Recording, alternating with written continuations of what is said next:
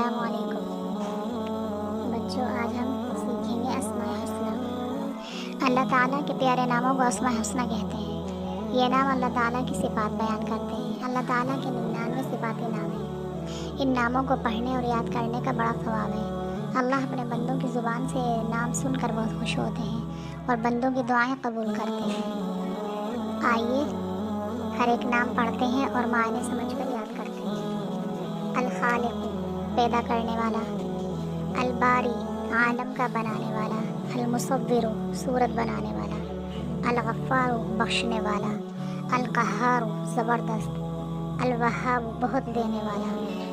الرزاق، رزق دینے والا۔ الفتاح، کھولنے والا۔ العلیم، جاننے والا۔ القابض، بند کرنے والا۔ الباسط، پھیلانے والا۔ الخابض، گرانے والا۔ الرافع، بلند کرنے والا۔ المعز، عزت دینے والا۔